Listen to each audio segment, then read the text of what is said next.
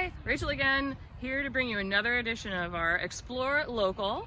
Today we are going to be exploring, but then also getting a little crafty in order to bring a little more happiness in the world in the form of painted rocks. Hey everyone, AJ here. So you might be wondering, what is a painted rock? So a painted rock could look something like this. And basically this is your chance to be crafty and creative. So here we have a turtle design, but you can make it whatever you want. You want to find a rock, paint it, and then really the main point is to also put it in a new location so that somebody else can come along and find it. So you want to do something locally that it's in a location that maybe is totally secret, that you're just waiting for someone else to find it. You could take a picture of it, post it on Facebook, and kind of give people clues as to where that might be. But you really want to leave something along that another person can come around and find. And then you might be wondering, how could I find painted rocks too? So like we mentioned, you might see people posted on Facebook groups. There's local Facebook groups for Arlington rocks where you can go around, find these in local Arlington areas. But really the main one's going to be the Kindness Project, where you can look for rocks all across the country and kind of what locations they're at. Now that we know a little more about what painted rocks are all about, let's get started in making our own and hiding them. All right, everyone, now it's time to search for some of our rocks. So you want to make sure that you get your bucket so you have something to carry all your rocks with. As to where to go, one of the best places you can look for, if you have access to it, would be a stream.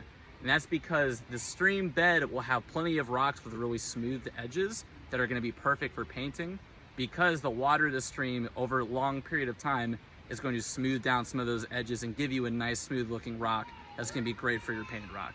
Now let's go check some of our streams out. So not every rock is the perfect rock for painting. So some of the things you're going to want to watch out for. One, a little too big. This is not going to be the easiest thing to hide or carry for the most part. So don't get really big rocks. Other things to kind of keep in mind, some of the rocks that have more of a smoothness to it, so this is quartz. Quartz is a little smooth, meaning that often the paint won't stick to it very well. So be careful of anything that looks glassy like that. Sometimes too, if you were to go to say like a Home Depot or something and buy rocks that are often used for landscaping, those rocks also often have like a very smooth finish to them to keep them shiny. Again, your paint's not going to stick to them, so that I wouldn't suggest those. Also, rocks that are too small can't really fit a good design on that one, or at least you got to be a professional, really. Tiny, tiny paintbrushes. So not really tiny rocks either. Some of the ones that you really should use are these sandstone rocks that, as you can see, like AJ was saying, they've been rounded over time from the water running over them. It's a nice flat surface, and it's something called porous, which means that there's almost like little microscopic holes all over, which will hold the paint a lot better. So these rocks right here are great examples, and fun shapes too. You can always decide on your design later, maybe due to whatever the shape of the rock is. So here's really good rocks and maybe not so great rocks.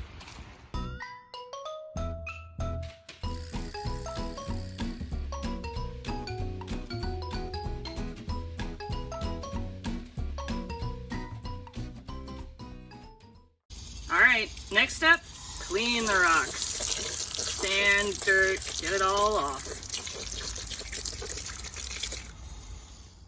Now that you have nice, dry, clean rocks, next step, start to paint. So, a couple things you're gonna need supply-wise. My recommendation, I use acrylic paint. I feel like that sticks a little bit better, and if you have tempera paint at home, that might not last time if your rocks got rained on or anything. So I would suggest, if you have acrylic paint, try that. Oil paint, probably not. This is the easiest one. It's a water base. Washes out pretty easily too, so try that. Other things you might need a little mixing tray just to make different colors and shades of things that you want. You also need a variety of different sizes of brushes. I've got some nice big ones to maybe start with the base coats, and then smaller ones to get down into the details. Another thing you can think of, I know they're called painted rocks, but if you really want to be able to get some good detail on stuff, like if you're doing some writing of any kind or little things, having some markers that maybe even have different sizes, so you can get really detailed, or you can do bigger brush stroke type work, these are really great to have. The other thing, you don't have to come up with everything on your own. go online, find some designs and patterns that you really like, some ideas, suggestions, and make your own little template. I got all of these off of Facebook and just made it. Some of these look familiar. We've already seen these rocks. So get a little template of things that you might use.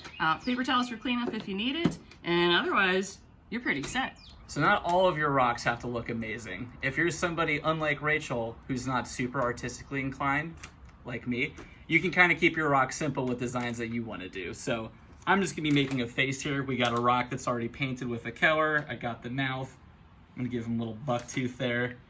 This is really the extent of my artistry. But you can also glue googly eyes onto. If you're somebody who's not really good at drawing eyes or facial features, you can get creative. You can use other materials. We got our googly eyes here. Make sure if you are gonna glue it on that you're using pretty heavy duty glue. I have Gorilla Glue here. You know, your little Elmer's glue probably isn't going to keep this on too long, especially if you're putting the rocks outside. Remember, the idea behind this is that you're kind of putting them out in nature for other people to find. So you got to keep in mind that the elements might make these rocks a little bit worn and torn. So I got my face here. I think he looks beautiful, really artistically well done.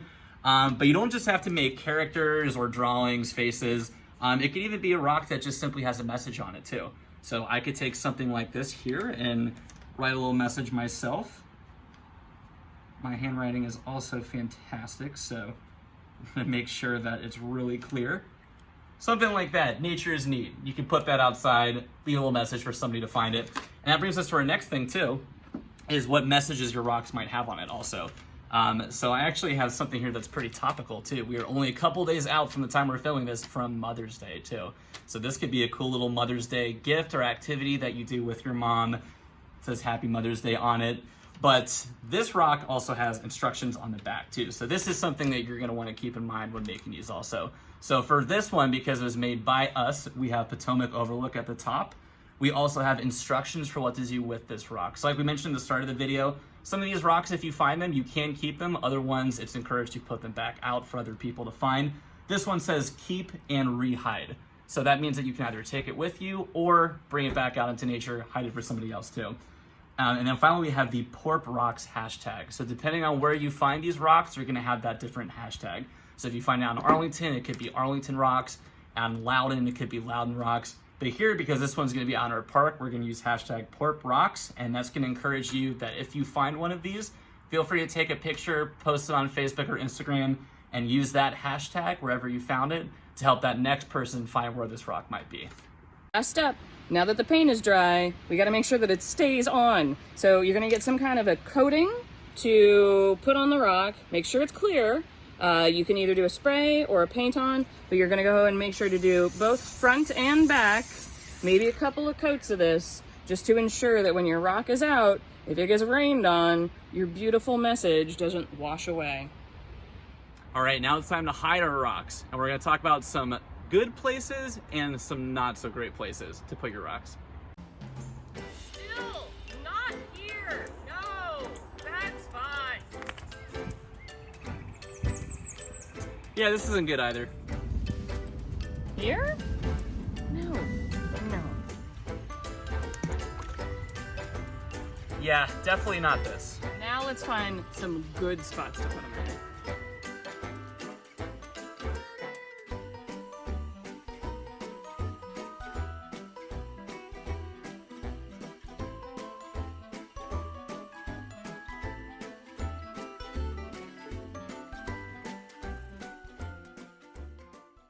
Hey guys, thanks again for joining us this week.